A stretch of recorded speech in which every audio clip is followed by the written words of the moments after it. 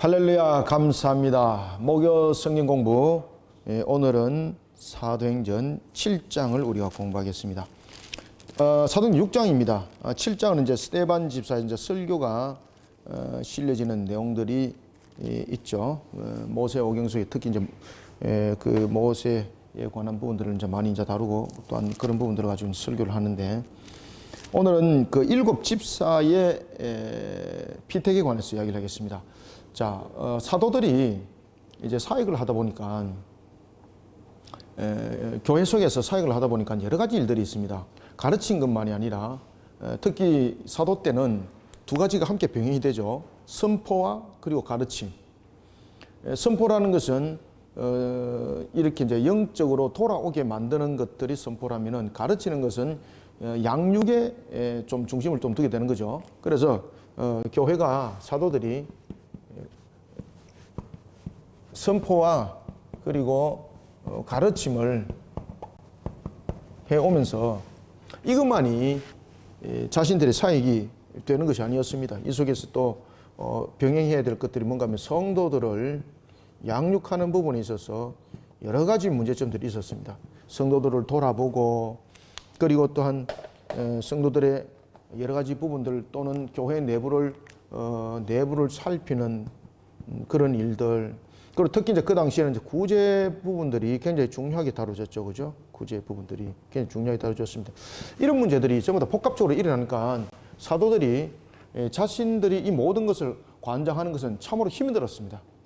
그러면서 사도들이 7 집사를 세우게 되는 겁니다. 7 집사를. 이때 이제 7 집사는 우리로 말하면은 일종의 안수 집사가 되겠습니다. 그죠? 예를 들면은 안수 집사가 되겠습니다. 우리는 이제 집사가 보면은 서리 집사가 있고 이제 안수 집사 있지 않습니까? 여기서 이제 집사는 지금으로 말하면은 안수 집사에 가깝다, 이렇게 보면 되겠습니다.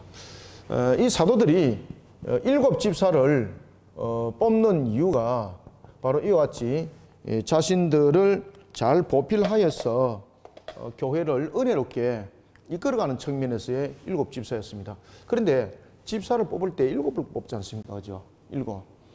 다 이유가 있는 거죠. 자신들이 11 사도로 되었을 때에 이 수를 12로 채웠던 것도 의도가 있는 거죠. 이런 부분들이 전부 다 언약과 관계가 있고, 그리고 유대적 이런 사고적 개념 속에 다 젖어 있는 겁니다. 그 다음에 7이라는 이 부분도 마찬가지입니다. 유대인들은 이제 7이라는 부분들은 굉장히 중요한 숫자죠. 그죠? 완전수라고도 말합니다. 그러면서 또한 12과 그리고 12과 7은 항상 무엇과 관계 있습니까? 언약과 항상 관계가 있습니다. 언약. 그래서 이제 7 집사를 세우게 되는 거죠. 그래서 숫자에 대해서 그들이 7을 택했던 것은 이와 같이 언약적 관점을 그들은 가지고 있었기 때문에 집사를 7을 세웠던 것입니다. 자, 이때 7 집사를 세울 때 이제 기준이 우리가 이제 보면은 쭉 나옵니다. 여기서 이제 7 집사를 이제 세우는 데 있어서 3절에 보면은 성령과 지혜가 충만한 자가 되어야 된다. 그죠? 7 집사를 세우는데 성령과 그리고 무엇이 충만? 그렇죠. 성령과 지혜가 충만해야 된다. 여기서 이제 지혜는 성령으로부터 부여받은 그런 지혜가 되는 것이죠. 그러니까 세상적인 지혜의 부분들을 말하고 있는 것이 아닙니다. 성령께서 우리로 하여금 지혜롭게 하면은 세상의 지혜도 탁월함이 되는 것이죠. 그래서 성령과 지혜가 충만하는 자가 되어야 되는 것이고, 그 다음에 교회 내에서 칭찬받는 자가 되어야 됩니다. 칭찬받는 자. 칭찬받는 자는 사람들로부터 인정받는 사람이죠. 사람들로부터 그 인정을 받아야 된다는 얘기죠. 다시 말하면 여기서 이제 사람들이라는 것은 바로 공동체 속에서 인정을 받아야 된다는 얘기입니다. 그래서 지금은 우리가 이제 이런 부분들을 갖다가 조금 이제 변형하여서 현재는 집사를 뽑을 때에 어떻게 합니까? 투표 또는 지명을 하게 되는 거죠. 그죠? 방식은 뭐 여러 가지가 있습니다. 그때에 이제 칭찬받는다라는 것은 사람들로부터 인정받는 부분들을 말하고 있습니다. 자, 그리고 이제 칭찬받을 뿐만 아니라, 자, 이들이 택하였던 일들이 무엇입니까? 이들을 일곱 집사를 선택하는 가장 큰 기준은 성령과 지혜가 충만해야 되고 그 다음에 칭찬받는 자가 되어야 되는데 이런 일곱 집사들을 일곱 제자인데 이것이 이제 집사로 교회 속에서 세워짐을 당하는 거죠. 세움을 받는데 이 일곱 집사의 역할들이 뭔가 하면은 자, 여기서 사도들이 기도와 말씀 사이에 전력을 할 수 있도록 도와주는 역할입니다. 그래서 이들의 역할들은 사도들을 도와주는 역할. 도와주는 자였을 역할이었고, 그리고 이제 사도들이 어디에 전력하도록 사도들이 말씀과 그리고 기도에 전력할 수 있도록 일곱 집사는 도와주는 역할을 하죠. 그러면은 이제 일곱 집사들의 주로 이제 역할들이 무엇이겠습니까? 내부를 돌아보고, 그 당시 이제 구제 사역들이 굉장히 중요한 사역이었죠, 그죠? 내부를 돌아보고 구제하는 사역, 이런 사역들이 이 일곱 집사의 굉장히 중요한 사역이었습니다. 자, 이런 일곱 집사를 뽑을 때에 굉장히 유명한 사람이 이제 등장하게 됩니다. 자, 그것은 오늘 우리가 본문을 통해서 하나하나 우리가 보도록 하겠습니다. 그래서 일곱 집사의 피택의 가장 기준점은 무엇입니까? 성령이 충만해야 되고 성령과 지혜가 충만해야 됩니다. 세상적인 어떤 탁월함이 아니라는 거죠. 성령에 충만한다는 것은 하나님께서 그를 은혜롭게 이끌어가고 그리고 또한 말씀 속에서 신앙 속에서 바르게 양육되어진 사람들이 성령으로 지혜가 충만함이죠. 그죠? 세상의 지혜가 충만함이 아니라. 그리고 사람들보다 칭찬받을 만한 사람은 사람들한테서 인정을 받아야 된다는 이야기입니다. 그래서 우리가 보면은 피택할 때에 투표하지 않습니까? 그죠? 투표하는 이유가 바로 이런 이유 때문에 투표하는데, 우리가 이제 교회 속에서 보니까 투표하다 보니까 어떤 방식이 벌어집니까? 완전히 그냥 자기 조직들 구성해가지고, 자기 집안의 사람들 뽑고, 자기 아는 사람들 뽑고, 막 이런 식으로 막 그 문제점들이 발생이 됐지 않습니까? 그래서 과연 이 투표 방식이 옳은가? 이런 것도 생각을 많이 해봐야 됩니다. 그래서 저희 교회에서는 투표를 하지 않고 인정받는 것으로 합니다. 저희 교회에서는 인정받는 사람을 충분히 이제 그 10주 동안에 교육을 시키고, 그리고 난 뒤에 교인들한테 공포해서 물어봅니다. 아니요, 이러면은 이제 뭐 아닌 거죠, 그죠?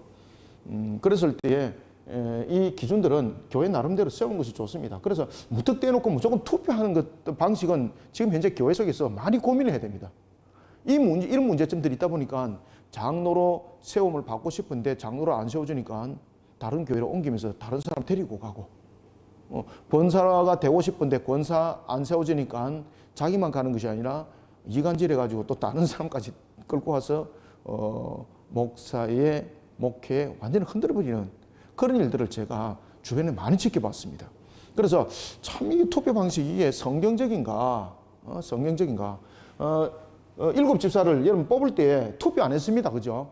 투표 안 했습니다. 이런 사람들 가운데서 뽑았습니다. 선택했습니다. 조건이 이런 부분들이었던 것이죠.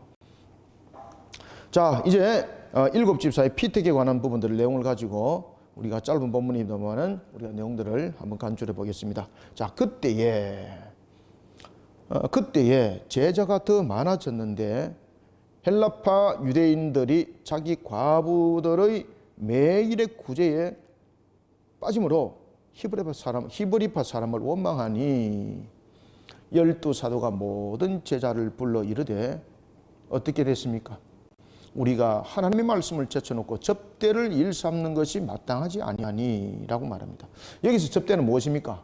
구제하는 일, 섬기는 일. 뭐 접대한다 그래서 뭐 어디 외식하고 무슨 그래서 접대하고 이런 거 아닙니다. 여기서 이제 접대하고라는 것은 구제하고 섬기는 일을 말합니다. 구제와 섬김과 구제. 그것을 이제 종합적으로 접대라고 이렇게 그냥 정리를 한 겁니다. 여기 접대라는 것은 섬기고 구제하는 일들을 접대라고 말합니다. 내부를 돌아보는 일. 자, 그래서 여기에서 이제 그때에라는 것은 예수가 유일한 구세주임을 사도들이 증거하기를 쉬지 아니할 그때입니다. 아시겠습니까? 그때에 제자들이 많아졌습니다. 그래서 우리가 보면은 우리가 전도 운동들을 할 때도 우리가 이제 그 관계 전도도 하지 않습니까? 막 여러 가지 전도 방법들이 있지 않습니까? 물론 중요합니다. 여러 가지 이제 우리가 방법도 놓고 또 기도하는 가운데서 또 하나님께서 또 기발한 또 그 어떤 길도 열어주신 분들도 많거든요. 그러나 가장 중요한 것들은 뭔가 하면은 가장 중요한 것은 예수가 그리스도라는 사실, 우리의 구세주라는 사실, 이 진리를 벗어난 부분들에 대해서는 과연 그것이 전도의 효력이 있는가? 그것은 정말로 전도인가? 우리 고민 많이 해야 됩니다. 그냥 초청잔치 이래가지고 오면은 선물 준다. 그래서 선물이 유혹이 돼서 교회 왔습니다. 그럼 그 사람 오늘 목적이 무엇입니까? 선물 받으려고. 그냥 그날 하루만 오면 돼요. 그래서 그날 하루 왔습니다. 안 옵니다, 이제. 그러니까 자기 이제 실적 위주죠, 그죠? 실적. 마치 이런 식의 전도 속에도 물론 하나님 택한 백성은 있긴 있습니다만은 이게 우리 신앙적 측면에서 크게 도움이 되지 않습니다. 그날 하루 무슨 슬쩍 사는 일로 또는 선물 줄게 온나 이게 무슨 이게 전도냐 말입니다. 이게 그죠? 물론 그런 속에도 하나님의 택한 백성이 분명히 있습니다. 그러나 우리가 고민을 심각하게 하셔야 됩니다. 우리의 복음의 전도는 영적 전투거든요. 이 영적 전투 속에는 진리의 바른 말씀이 전거되지 않으면은 이것은 온전한 그 사역이라 이룰 수가 없는 겁니다.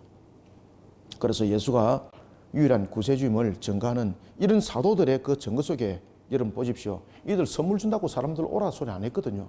그 당시에는 지금보다도 더 전도하기가 힘든 사회였습니다. 유대 사회 속에서 여러분들 예수를 믿는 것은 곧 죽음인데, 곧 죽음인데 누가 할렐루야 이러면서 교회에 오겠습니까? 공동사회로부터 그가 배척당하고 쫓김인데 누가 예수 그리스도를 믿겠습니다 하면서 오겠습니까? 그런데 그들이 썼던 도구는 바로 예수가 구세주임을 증거했던 이 도구. 이 도구에 성령의 역사가 일어났던 겁니다. 제자가 더 많아졌더라. 그러면서 헬라파 유대인도 있고 여기서 이제 헬라파 유대인들이라는 것은 그 개종하여서라는 사람도 있고 또 하나는 그 혼혈을 이뤘던 그런 부분도 있다고 그죠? 그런 여러 가지 부분들입니다. 그래서 헬라파 유대인들이 자기의 과부들의 매일의 구제에 빠짐으로 그래서 이것이 이제 보면은 이제 어떤 일이 있었는가 하면 그 당시에 교회 속에 우리가 이제 코이노니아 여러분 들어보셨죠, 그죠? 코이노니아 나눔이 있었습니다. 나눔 서로 간에 같이 나누고 공용을 이루고 이런 코이노니아가 있었는데 이때에 이게 헬라파 유대인들이 과부들이 매우 섭섭한 부분들을 이야기를 하기 시작합니다. 왜 그런가 하면은 이 중심들이 히브리파 사람들이 중심이 되는 거예요. 교회 속에서 여러분 왜 그런 일이 있었겠습니까? 그 당시에 주류 세력이 유대인들이잖아요. 그러다 보니까 자기들 중심이 돼버리는 거예요. 그러니까 이 속에 문제점들이 부각이 된 겁니다. 그러면서 이제 사도들이 일일이 다 돌아볼 수 없는 거지 않습니까? 그리고 또한 사도들이 처음에는 선포와 가르침을 속에서 말씀과 기도 속에서 그들이 중심을 이뤘는데 이제 교인들이 점점 생기다 보니까 내부의 문제가 생기기 시작했습니다. 그죠? 내부에 대한 문제. 그 다음에 또한 그 당시에는 구제가 굉장히 중요한 문제를 차지하고 있었거든요. 특히 1절에 보면은 과부들에 대한 문제, 그 다음에 헐벗은 자들의 문제. 그런데 이 속에도 또 어떤 문제가 생기는가 하면은 유대파가 히브리인들이 주류를 이루다 보니까 이들에게 먼저 우선이 가는 그러면서 헬라파의 그런 사람들이 과부들이 볼 때에 와 이거 여기서도 우리 왕따 당하네 뭐 이런 것들이지 않습니까? 이런 부분들이 발생이 됐던 거예요. 그러니까 여러분 보시면은 교회 내부에 세세하게 관리를 잘 한다는 것은 참으로 힘든 겁니다. 여기서 사도들이 한계를 느낀 거예요. 혼자서 치고 북치고 장구치고 나팔 불고 다 할 수 있다는 것은 아니라는 것을 알게 된 거예요. 그러면서 자신들이 말씀과 기도에 전력하기 위해서는 자신들을 보필할 무엇이 필요했습니까? 그렇죠. 그래서 이때 이제 집사 제도가 등장하게 되는 겁니다. 집사 제도가 등장. 그때 집사는 누구를 세워야 될 것인가? 성령과 지혜가 충만해야 된다. 왜? 결국은 집사를 뽑는 이유가 사람들을 바라보는 것이 아니라 하나님 나라의 일들을 바르게 흥왕하게 세워나가는 측면에서의 일꾼들이지 않습니까? 그러니까 사람들이 바라보는 관점이 아니죠. 항상 하나님의 관점 속에 세워진 자. 그래서 성령과 지혜가 충만한 자는 어떤 관점을 세워진 자입니까? 하나님의 관점에 있는 거예요. 하나님의 관점에. 하나님의 관점에 세워진 자입니다. 그런가 하면은 하나님의 관점에서만 세워질 것이 아니라 사람들로부터도 인정받는 사람이 돼야 된다. 그러면서 이제 사람을 뽑게 되는데 7명을 뽑게 됩니다. 자, 보겠습니다. 2절 12사도가 모든 제자를 불러 이르되 우리가 하나님의 말씀을 제쳐놓고 접대를 일삼는 것이 마땅하지 아니하니 형제들아 너희 가운데서 성령과 지혜가 충만하여 칭찬받는 사람 7을 택하라. 우리가 이 일을 그들에게 맡기고 우리는 오로지 기도하는 일과 말씀 사이에 힘쓰리라 하니. 그래서 성령과 지혜가 충만한 사람은 어떤 자신들의 개인적 측면에서 충만함이 아니죠. 성령 충만이라는 것은 하나님 안에서, 하나님의 관점 안에서 놓여진 자, 그런 자들을 택기라는 것이죠. 그러니까 다시 말하면 세상적으로 볼 때 있어 보이고, 세상적으로 볼 때 능력 있어 보이고, 이것이 아니라는 겁니다. 근데 우리는 직분자들 뽑을 때 사람들의 관점들이 그런 걸 많이 보지 않습니까? 야, 저 사람 무슨 뭐 사장이네, 아니면 저 사람 뭐 의사네, 이러면 1번이지, 그죠? 1번. 야, 저 사람은 일꾼이 자격이 있어. 그런데 배우지 못했습니다. 근데 교회에서 정말로 음지에서 가려서 헌신된 일들을 합니다. 근데 그런 사람들은 일꾼이 아니라 마치 머슴처럼 그냥 보는 거예요. 이런 경향들이 있더라는 거죠. 그래서 우리가 교회에서 투표하는 것이 과연 올바른가 진짜 고민 많이 해야 됩니다. 참된 일꾼을 교회에서 바르게 뽑는 것이 굉장히 중요합니다. 그래야지 않아도 보니까 마치 교회의 직분이 벼슬아치처럼 이렇게 오도되고 있고 잘못된 속이 있는 겁니다. 그러다 보니까 중직자 뽑는 날에는 막 그냥 중직자가 안 뽑을 때는 교회 출석도 안 하던 사람들이 중직자 뽑는다 그러니까 어떻게 됩니까? 사도한 8촌들이면 다 와가지고 막 투표 다 하는 거 그냥. 투표 자격들이 없는 것이거든요. 근데 그냥 또 주네 또 투표 자격이 있다고? 이거는요 말이 아닌 겁니다. 그래서 과연 이런 방식의 투표가 맞는가? 정말로 교회들은 고민 많이 하셔야 됩니다. 그래서 일꾼 될 만한 사람들을 선택하여서 그들을 교육하고 그 다음에 교회에 물어보는 것이 오히려 낫다. 그죠? 그래서 지금 보십시오. 제자들에게 물어보잖아요. 성령과 지혜가 충만한 사람들을 너희들이 어떻게 하라? 그래서 성령에 충만한 사람들을 너희들이 택하라. 그죠? 이건 투표가 아닙니다. 인정될 때 칭찬받는 사람 또 돼야 된다. 칭찬받는 사람 돼야 된다. 그러면서 7명을 뽑았는데 누구였을까요? 우리는 오로지 기도하는 일과 말씀 사이에 힘쓰리라 하니 온 무리가 이 말을 어땠더라? 기뻐하였더라. 기뻐하여 믿음과 성령이 충만한 사람 누구를 뽑았습니까? 여기서 이제 1번으로 이제 스데반이 등장하는 겁니다. 그 당시에 스데반은 모든 사람들로부터 여러분들 인정을 받았습니다. 7 집사를 여러분 한번 보십시오.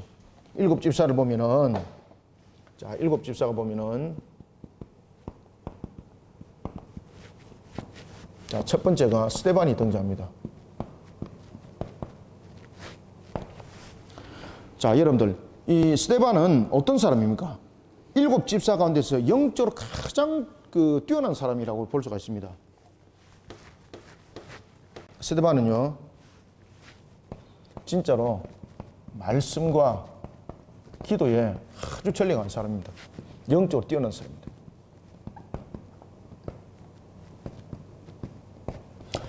나중에 이제 7장에 보면은 스데반이 이제 복음을 전하면서 여러분 설교하는 거 보십시오. 공의에서 그 어느 누구도 스데반을 이길 수 없는 거지 않습니까?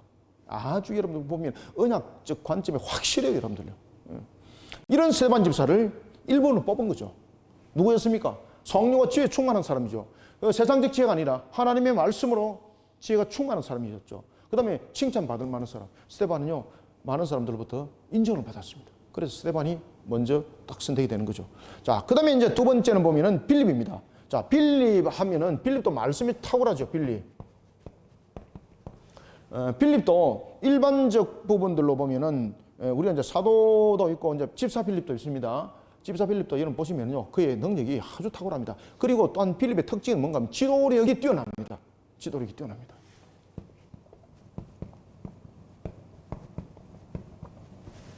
각각의 장점들이 있어요. 스데반은 영적으로 뛰어나고 빌립은 지도력이 뛰어납니다.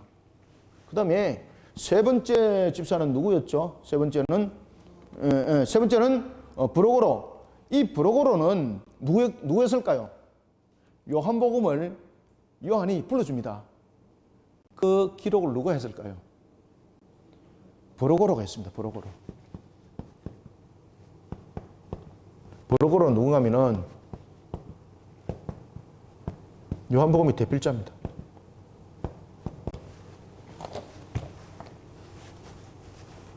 그러니 사람들로부터 인정받는 거죠. 그 다음에 네 번째, 요한복음은 여러분 브로그로가 요한이 불러주는 거 받아 적은 겁니다.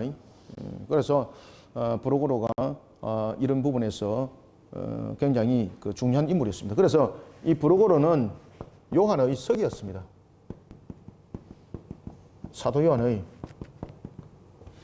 석이었습니다. 자, 그 다음에 이제 네 번째 인물은 누군가 하면은 그 니가노르입니다. 니가노르. 우리가 니가노르는 일반적으로 잘 알려지지 않았습니다. 스데반과 빌립과 브로고로는 잘 알려져가 있습니다. 그런데 이제 우리가 네 번째 니가노르는 잘 알려지지 않았는데 이 니가노르는 나중에 보스트라의 감독이 됩니다. 보스트라.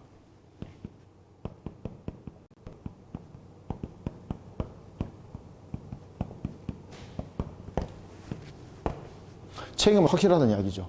그래서 맡겨놓을 만한 책임이 분명한 사람이라는 것이죠. 그 다음에 이제 사명감도 확실히 있다는 거죠. 책임과 사명 이 부분에서 분명한 사람이었습니다. 그래서 니가노르가 뽑히게 되고 그 다음에 우리가 이제 그 디몬이 있습니다. 디몬. 디몬은 뭐 특별하게 이렇게 이제 부각된 것은 없습니다만은 뭐 여러 가지 부분에서 칭찬받을 만한 인물로 이렇게 뽑혀지게 된 것을 우리가 볼 수가 있습니다. 그 다음에 이제 여섯 번째는 누굽니까? 바메나. 바메나는 순교자로 여러분 많이 알려져 있습니다. 여섯 번째는 바메나는 그 로마에 보면은 트라이안 그 황제가 이제 다스릴 때지, 그죠? 트라이안에 다스릴 때에 그가 빌립보에서 순교합니다. 빌립보에서 로마 황제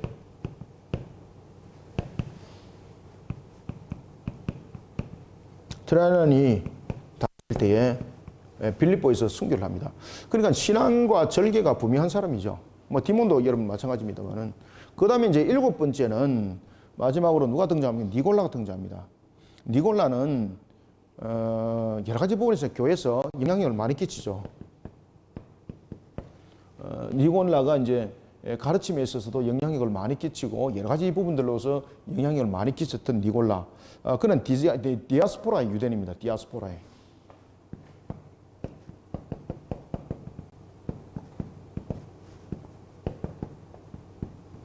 자, 이렇게 이제 일곱 집사들을 보면은 모두가 다가 이 항목에 그대로 적용이 되는 겁니다. 이 항목에 그대로 적용이 되는 겁니다. 성령과 지혜가 충만하고 칭찬받을 만한 사람. 디몬도 뭐 크게 우리에게 알려지지는 않았습니다만 이 또한 뭐 여러 가지 이제 지도력이라든지 그리고 사람들로부터 인정받을 만한 헌신된 자세 이런 부분들은 분명한 사람들이었습니다. 이렇게 7명의 집사가 세움을 받았습니다. 여기에 대해서 아무도 아니오라고 말하지 않는 겁니다. 그래, 그 사람은 분명해. 그래서 인정을 받는 사람 됐습니다. 인정. 교회에서 투표를 했습니다. 일꾼 세웠는데 아니야, 저 사람은 아니야 라는 부분들이 뭐 절반 이상이 뭐 좌우하고 뭐 90% 좌우하고 이래 되면 안 되는 거죠. 그래서 마치 조직 구성해가지고 패거리 정치하듯이 그런 식으로 교회에서 투표하면은 이거는 신앙이 아닙니다. 그리고 교회에서 제일 뽑기도 여러분 그것이 신앙인가 올바로 돌아봐야 됩니다. 제일 중요한 것은 이미 검증된 신앙 속에서, 그죠? 이미 그가 만약에 신앙을 해왔다면은 검증된 속에서 뽑혀져야 되고 검증된 속에서 걸러내줘야 됩니다. 근데 그냥 사람들 많이 모인 속에서 그냥 투표하는 것으로서 그 사람이 인정을 받았다. 사람들로부터 표를 많이 받은 것으로 인정을 받았다. 그것은 아닌 것 같습니다. 그래서 저는 한국교회에 지금 실시하고 있는 제비뽑기, 그 다음에 투표 방식 매우 저는 많이 돌아봐야 된다 생각합니다. 그래서 일꾼들을 뽑을 때는 충분히 기도해야 됩니다. 그래서 우리도 보면 일꾼들을 지금 세우는데 그한 2달째 지금 그 기도를 하지 않습니까? 기도를 충분히 하고 그리고 뽑힘을 받아야 되는 것입니다. 교육도 매우 중요하고요. 자, 6절 사도들 앞에 세우니 7집사를 이제 세웁니다. 사도들 앞에 세우니 사도들이 기도하고 그들에게 안수하니라. 자, 지난주에 제가 이제 이렇게 5장 지금 이제 생각나서 참 말씀드려야 되겠네. 우리가 이제 사도행전 5장에 전도에 대해서 이제 막 이야기를 이렇게 뭐 하다가 뭐 여러 가지 이야기를 하다가 제가 이제 그 녹화된 것을 잠깐 이렇게 보다가 이거 내가 좀 말을 잘못했네라는 것이 있는데 그것은 하나 뭔가 하면은 제가 이제 그 내비게이터 메비우스에 대한 선교 전략인데 메비우스 또는 네비우스라고 이렇게 말하는데 네비우스 선교 전략인데 제가 내비게이터라고 이렇게 한 것은 수정하셔야 됩니다. 내비게이터가 아니고 네비우스입니다. 네비우스. 그래서 메비우스라고 하기도 하고 네비우스라는데 네비우스로 수정하셔야 됩니다. 제가 지금 갑자기 생각나가지고 그렇게 여러분들에게 말씀드립니다. 인도에서 선교 전략이 실패했던 것이 네비우스 그 자립 자치 자전이거든요. 자립 자치 자전. 중국에서도 네비우스 전략이 실패합니다. 그런데 이것이 우리나라 들어와서 정착하고 지금의 우리의 교회 형태를 만드는 겁니다. 내비게이터가 아닙니다. 제가 이제 그 녹화를 하는 것을 이렇게 봤는데 제가 이제 네비우스를 말한 것이 제가 내비게이터와 이렇게 제가 또 주변에 또 우리가 또 이렇게 이제 함께 연결해서 또 지원해주고 이런 부분들이 있다 보니까 제가 입에서 그렇게 나왔는데 수정하겠습니다. 네비우스입니다. 참고하시기 바랍니다. 갑자기 생각나서 여러분들에게 말씀드렸습니다. 자, 그래서 6절 사도들 앞에 세우니 사도들이 기도하고 그들에게 안수하니라. 7절 하나님의 말씀이 점점 왕성하여 예루살렘에 있는 제자의 수가 더 심히 많아지고 허다한 제사장의 무리도 이 도에 복종하니라. 여러분들 이게 말씀의 사역이 이만큼 중요한 겁니다. 그 다음에 말씀의 사역과 함께 우리가 일꾼들을 뽑을 때 이 두 가지 중심점들이 굉장히 중요합니다. 우리는 일꾼들을 뽑을 때 그 사람이 능력이 있어 보이고 그 다음에 재력이 있어 보이고 유명한 사람 이게 아니란 이야기예요. 지금 여기서 뽑은 사람들은 정말로 성령과 지혜가 충만하고 공동체로부터 칭찬받을 만한 사람들 이 사람들을 이제 세워서 교회가 이제 사역을 하는데 교회가 막 점점 교회가 왕성하게 일어서더라는 것입니다. 하나님의 말씀이 점점 왕성하여 하나님의 말씀이 왕성하되 제자 수가 더 많아졌습니다. 그죠? 하나님의 말씀이 왕성하여. 그러니까 이 7 집사들도 나눠서 또한 말씀을 가르치는 사역도 또한 함께 열심히 했습니다. 그래서 집사 가운데서는 보면은 말씀을 가르치는 사역, 그 다음에 교회 안에 행정을 관리하는 사람, 그 다음에 구제에 집중적으로 하는 역할들, 이렇게 집사들의 역할들이 또 나눠졌습니다. 그 중에서 스데반은 설교를 주로 이제 맡았죠. 그죠? 설교를. 하나님의 말씀이 점점 왕성하여 예루살렘에 있는 제자의 수가 심히 많아지고 허다한 제사장의 무리도 이 도에 복종하니라. 그래서 성령 충만한 집사들이 교회의 일을 맡아 하면서 얼마큼 교회가 영적으로 힘이 생긴지 모르겠습니다. 그래서 교회 일꾼들은 이런 7 집사의 모습을 배워야 합니다. 아시겠습니까? 그때에 스데반이 잡히는데 스데반이 어떤 사역을 하는가 하면은 이제 말씀의 선포 사역을 스데반이 중심적으로 해왔습니다. 자, 8절. 스데반이 은혜와 권능이 충만하여. 자, 여기서 여러분들, 여기서 스데반이 은혜가 충만하다라는 단어를 딱 꺼냈습니다. 그러면은 스데반이 사람들로부터 여러분들 인정을 받았다 그랬지 않습니까? 그리고 그는 말씀과 기도로서 영적으로 뛰어나다 그랬지 않습니까? 이 속에서 스데반 이러면은 닉네임이 하나 있었습니다. 스데반을 보면 곧 예수님을 본다 이렇게 말했습니다. 우리가 여러분들 예수 믿는 사람들을 바라보면서 사람들이 야, 이 사람 보니까 예수가 절로 보이네 이런 사람들 있잖아요. 스데반이 바로 그런 사람이었습니다. 그래서 오늘 본문에 보면은 스데반이 어떻게 우리에게 증거되고 있는가 하면은 은혜와 권능이 충만하다. 은혜와 권능이 충만하다. 여기서 이 은혜라는 것은 그가 정말로 은혜를 베푸는 자인가? 여러분, 은혜라는 것은 하나님의 관점에서 하나님 안에서 나오는 겁니다. 은혜는. 그러면 여기서 은혜가 스데반에게 지금 적용되어지고 있는 것은 어떤 내용을 담고 있는가 하면요. 그의 성품을 말하고 있습니다. 그의 성품이 누구를 닮았다는 이야기입니까? 그의 성품이 예수 그리스도를 닮았다는 겁니다. 그래서 그가 은혜가 충만하다라고 말을 하는 겁니다. 그러면 권능이 충만하다. 여러분들, 권능이 충만한 것은 이 권능도 자신의 능력이 아니지 않습니까? 권능이 충만하면 곧 무엇과 함께 연결되는 겁니까? 그렇죠. 성령 충만함 속에서 이것이 함께 연결되는 거죠. 그러니 성품은 예수 그리스도 닮았고, 그다음에 성례 사역을 해 나가는 스데반. 야, 이 스데반 속에 사람들이 모이들기 시작합니다. 그러면서 하나님께서 그 권능을 주면서 큰 기사를 일으키게 하고 표적을 일으키게 합니다. 왜? 그 당시에는 이 사역에 이 도구가 필요했기 때문입니다. 스데반이 은혜와 권능이 충만하여 큰 기사와 표적을 민간에게 행하니 이른바 자유민들. 여기서 이제 자유민들은 어디에 해당되는 사람일까요? 자유민들 이러면서 즉 구레네인, 알렉산드리아인, 길기아와 아시아에서 온 사람들의 회당에서, 자, 이들이 이제 보면은 회당에서 모여서 같이 함께 예배하고 그런 사람이 있는데, 일종의 어떻게 보면은 좀 소외된 계층이 있다고 볼 수가 있는 거죠. 우리가 1절에서도 보면은 구제를 하는 데 있어서도 헬라파 과부들과 히브리파 과부들이 차별을 당하는 것처럼 말입니다. 교회 속에서도, 회당에서도 똑같은 그런 일들이 있었겠죠. 자, 그래서 이른바 자유민들, 즉 구레네인, 알렉산드리인, 길리기아와 아시아에서 온 사람들은, 이들은 그 히브리파들이 아닙니다, 그죠? 이들이 온 사람들의 회당에서 어떤 자들이 일어나 스데반과 더불어 논쟁할세. 그래서 스데반은 여러 상황 속에서 사실은 사람들과 부딪힘이 있었습니다. 그런데 이 모든 것들을 여러분들 어떻게 헤쳐나가는가 하면 성령의 충만함으로. 논쟁은 싸울 수가 있습니다. 시비거리가 되지 않습니까? 근데 이 논쟁에서도 시비거리로서 그는 이끌어가는 것이 아니라 이 속에서 지혜와 성령 충만함으로 하나님의 사명을 감당하니까 이 모든 사람들이 녹아들기 시작하는 겁니다. 특히 그가요, 모세의 율법에 관해서 아주 능통했습니다.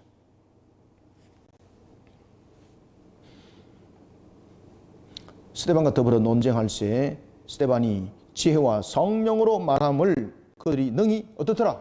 당하지 못하여.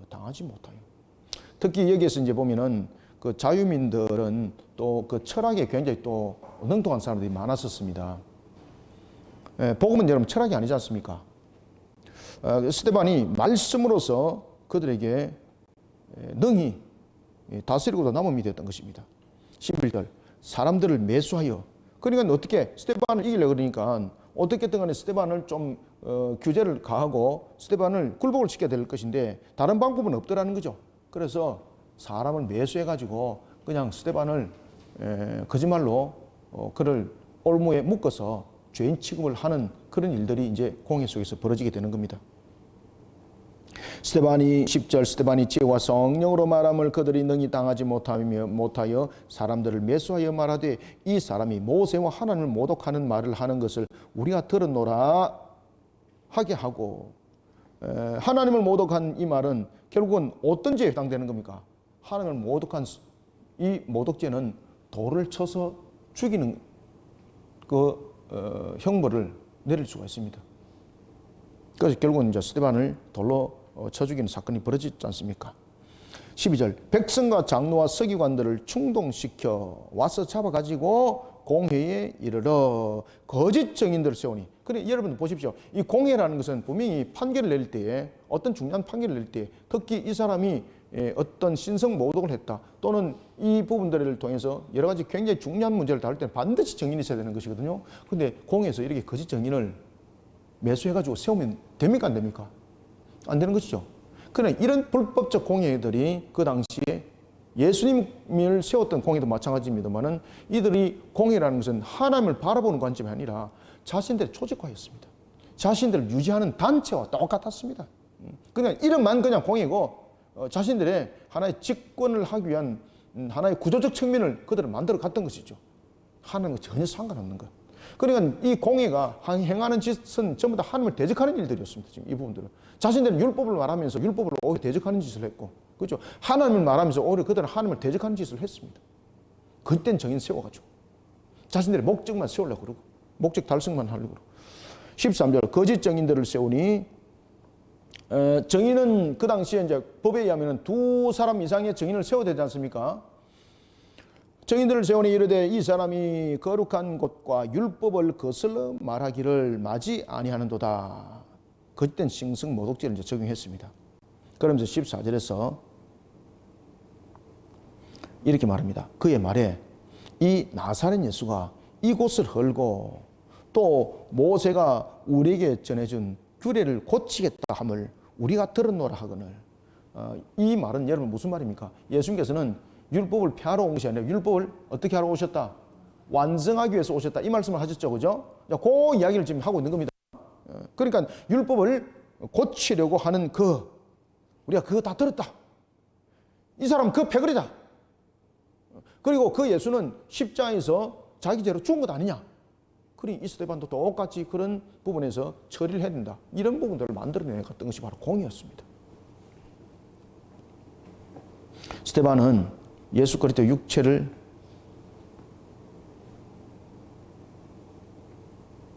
가리켰을 뿐만 아니라 이들이 못 박았던 예수님이 우리의 구세주인 것을 가르치니까 공의가 꼭지가 돌아버린 거죠.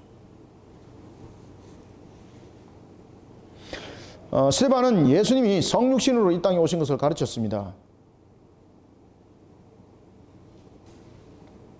그리고 우리의 구세주인 메시아를 가르칩니다.